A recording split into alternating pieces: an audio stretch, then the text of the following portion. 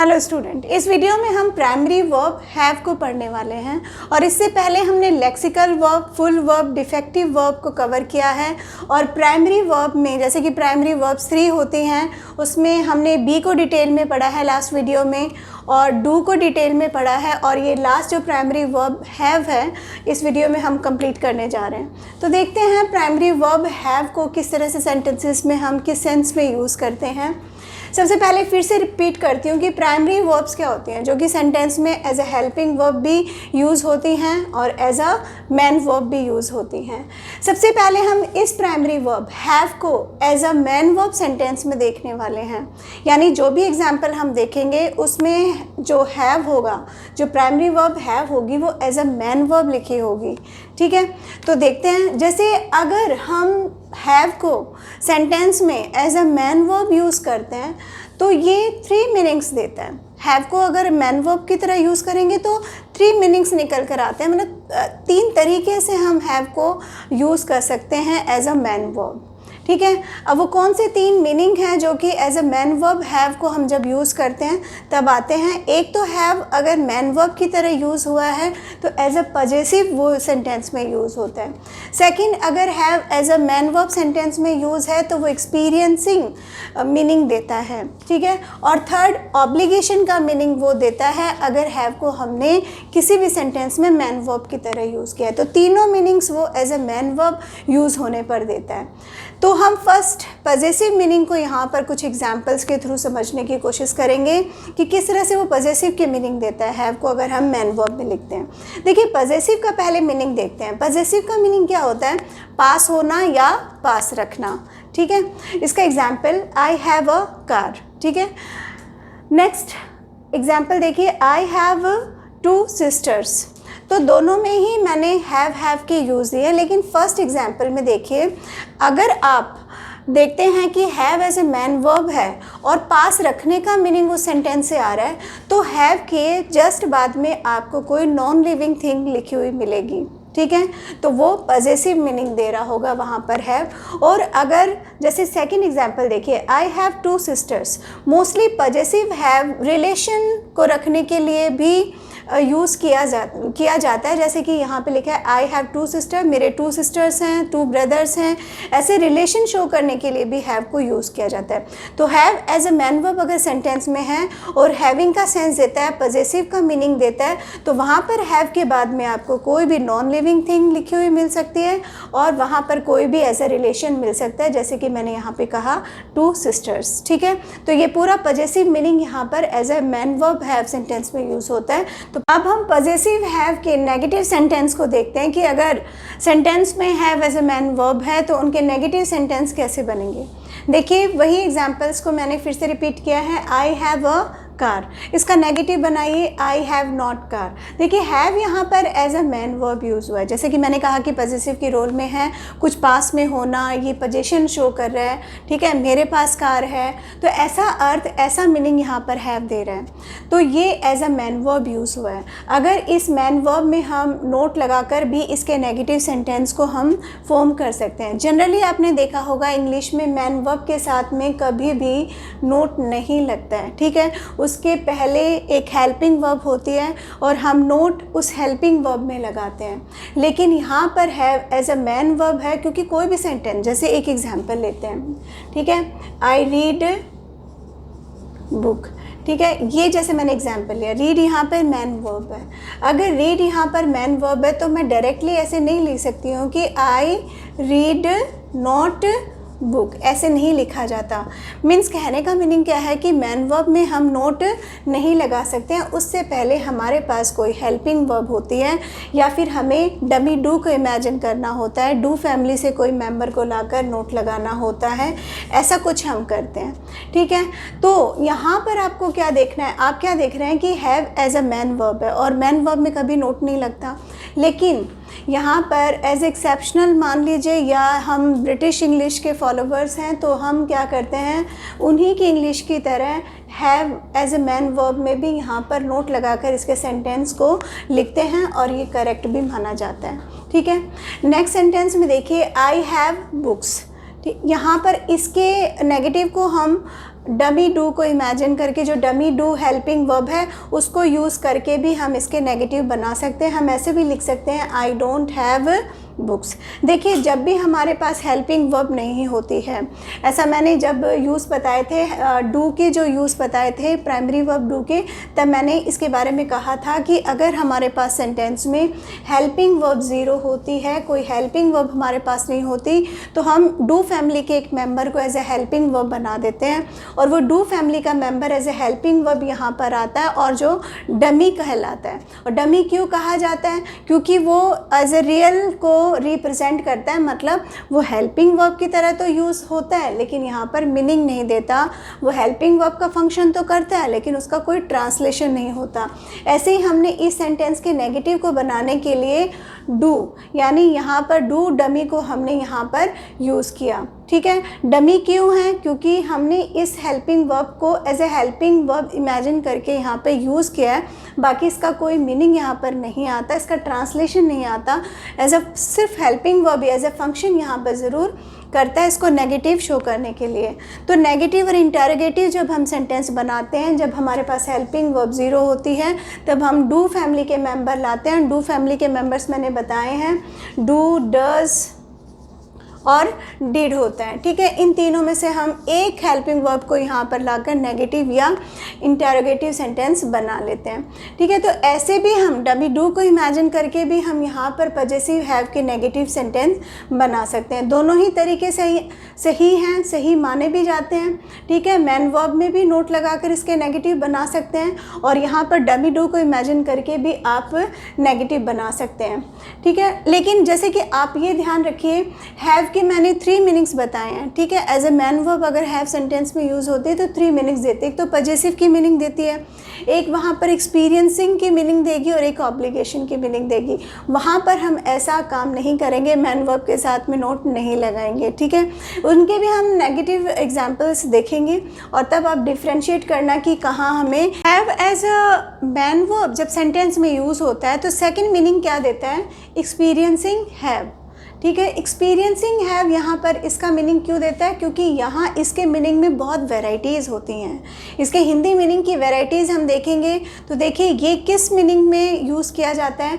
ये खाना खाने की मीनिंग में यूज़ किया जाता है, घूमने फिरने की मीनिंग में इसको यूज़ किया जाता है, बाथिंग नहाने में, रेस्ट करने में, स्लीपिंग सोने में, या फिर कोई भी फिज़िकल पेन या शारीरिक जो पीड़ा होती है उसको दिखाने के लिए यहाँ पर एक्सपीरियंसिंग हैव को यूज़ किया जाता है, इसीलिए इसे एक्सपीरियंसिंग बोला जाता है। ठीक है, ये मोस्टली जो एक्सपीरियंसिंग हैव होता है ये मोस्टली इडियोमेटिक मीनिंग होते हैं इसके और वहाँ यूज़ होता है, मतलब इनके स्ट्रक्चर एकदम फिक्स होता है। आपको वहाँ पर कुछ भी वहाँ पर लॉजिक नहीं मिलेगा, लेकिन सेम स्ट्रक्चर जैसा फिक्स है स्ट्रक्चर डिसाइडेड वैसा ही स्ट्रक्चर हमें फॉलो करना होता है। और ये मीनिंग जैसे मैंने बताया, इन मीनिंग्स में मोस्टली एक्सपीरियंसिंग हैव को हम सेंटेंस में पाते हैं। देखिए कुछ एग्जाम्पल्स के थ्रू हम समझेंगे। हैव अ रेस्ट, हम मोस्टली ऐसा ही बोलते हैं, have a rest. Indefinite article यहाँ पर यूज़ करते हैं और ये फिक्स स्ट्रक्चर है, यहाँ पे कोई लॉजिक नहीं चलता कि ये स्ट्रक्चर कैसे बना, किस रूल को फॉलो कर रहा है, ऐसा कुछ नहीं है। तो have a rest, have a slip, have a walk, have a talk, ऐसे फिक्स इडियोमेटिक स्ट्रक्चर्स हैं जो कि रेगुलर बेसिस पे हम यूज़ करते हैं। Have a breakfast, have a lunch. देखिए ब्रेकफास्ट नहीं होता है, आप इसे प्रोनाउंस करें तो इसे ब्रेकफास्ट करें, ब्रेकफास्ट गलत प्रोनाउंसिएशन है। आई हैव अ हेडेक, जैसे मैंने कहा फिज़िकल पेन के लिए भी इसे यूज़ किया जाता है, तो आई हैव अ हेडेक। तो अ हेडेक मीन्स इनडेफिनिट जो यहाँ पर आर्टिकल है वो यहाँ पर यूज़ होगा ही। ठीक है, आई हैव अ टूथ एक, आई हैव अ बैक एक।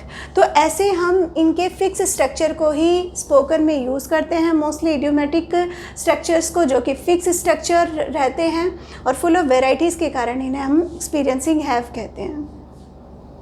आप देखेंगे इनमें जो हैव यूज़ हुआ है, ठीक है, इनमें जो हैव यूज़ हुआ है, ये जहाँ भी हैव हमने देखा एक्सपीरियंसिंग हैव के एग्जांपल्स में, ये have as a main verb use हुआ है।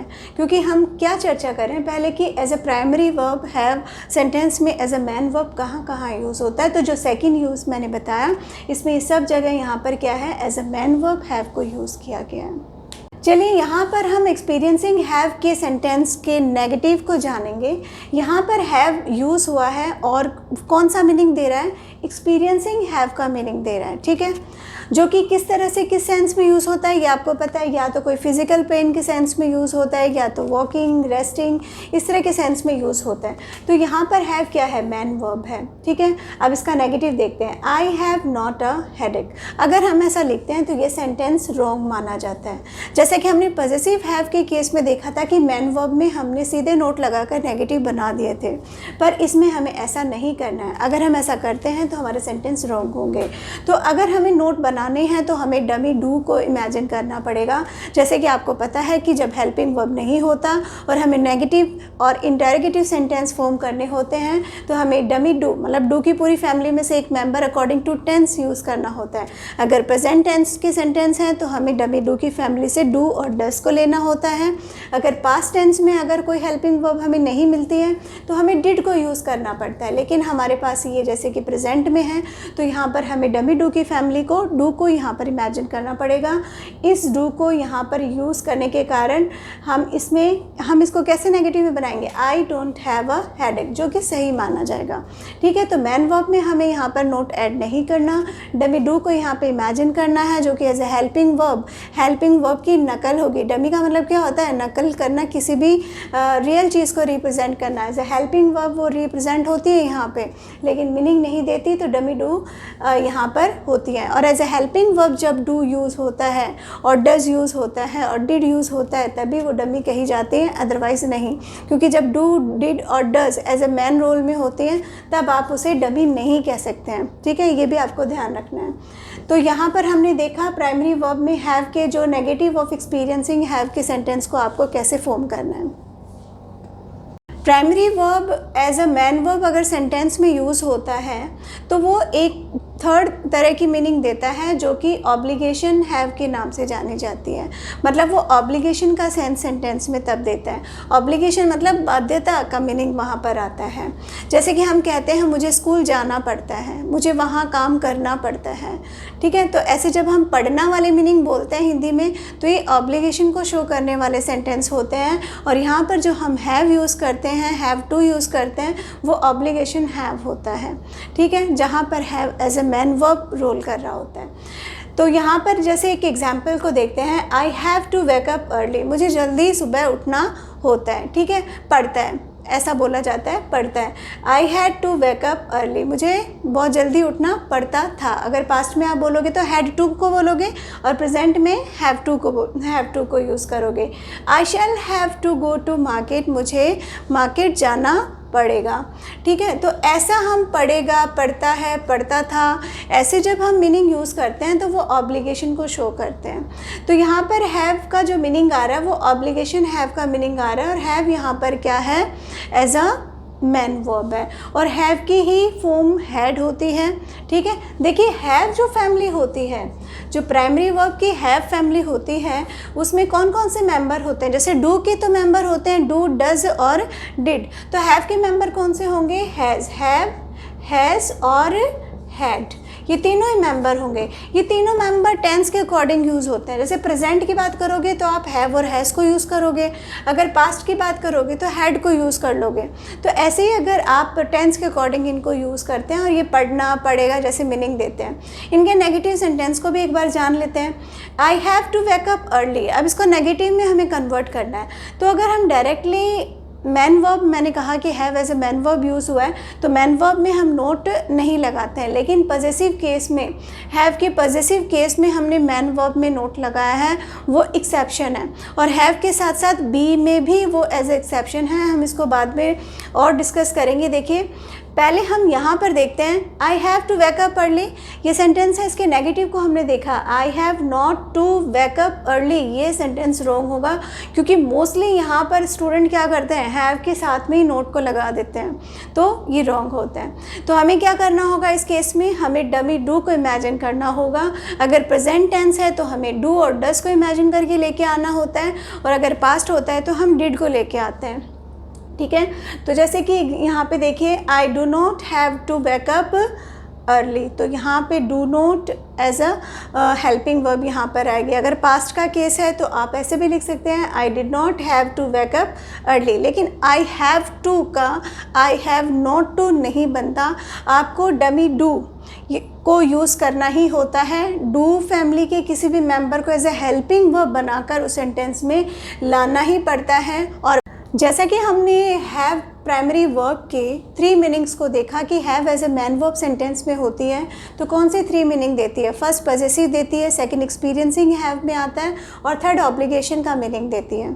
लेकिन हमने कुछ बीच में सेंटेंस को एक्सप्लेन करते टाइम मैंने कहा कि कुछ एक्सेप्शन हैं जो हैव पॉजेसिव के साथ में जुड़े हैं और बी के साथ भी कुछ एक्सेप्शन हैं और उन्हीं एक्सेप्शन को हम यहाँ लास्ट में डिस्कस करेंगे और उसके बाद प्राइमरी हैव वर्ब यहाँ पे हमारी एंड होगी।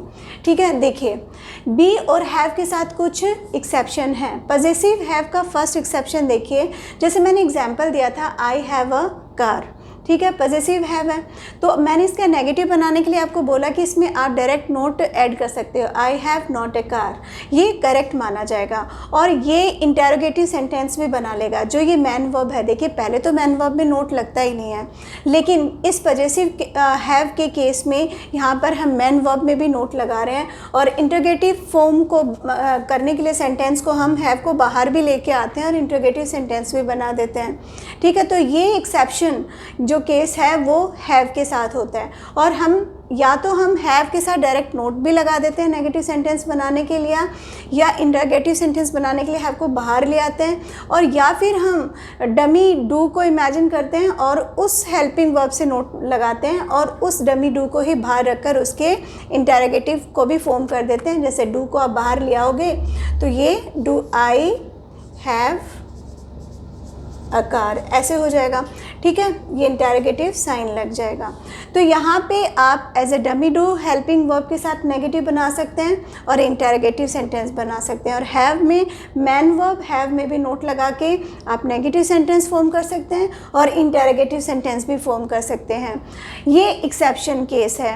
यहाँ सेकेंड एक्सेप्शन की बात मैं करने वाली हूँ बी के साथ। बी की फॉर्म कौन सी होती है, is am are was were. ये भी एज अ मैन वर्ब अगर सेंटेंस में यूज़ होते हैं तो अपने साथ नोट को लेते हैं और इंटरोगेटिव सेंटेंस फॉर्म करते टाइम मैन वर्ब होते हुए भी सेंटेंस में सब्जेक्ट से पहले लिखे जाते हैं और इंटरोगेटिव सेंटेंस को फॉर्म करते हैं। देखिए आई एम अ डॉक्टर, ठीक है, यहाँ पर एम क्या है, एज अ मैन वर्ब है। ठीक है, एज अ हेल्पिंग वर्ब नहीं, यहाँ पर एज अ मैन वर्ब है। तो अगर मैन वर्ब में हम डायरेक्टली अगर इसको नेगेटिव में कन्वर्ट करेंगे तो हम इसके मैन वर्ब में भी नोट लगाते हैं, जो कि मैंने कहा कि बी के साथ भी एक्सेप्शन है। तो एम नोट, ठीक है, और फिर हम एम को बाहर लाकर इसके इंटरोगेटिव सेंटेंस को भी फॉर्म कर देते हैं। तो ऐसा ये जो हम कर रहे हैं मैन वर्ब में साथ नोट लगाना और मैन वर्ब को ही सेंटेंस से पहले सब्जेक्ट से पहले लिखकर उसके इंटरोगेटिव सेंटेंस को फॉर्म करना, ये जो एक्सेप्शन केस है ये पॉजेसिव हैव के साथ में होगा एक और एक बी के साथ में होगा। तो ये एक्सेप्शंस आपको याद रखने हैं क्योंकि यहाँ अगर स्टूडेंट को नहीं पता होता तो मोस्टली वो गलत सेंटेंस को करेक्ट मानते हैं और फॉर्म भी गलत करते हैं। Thank you.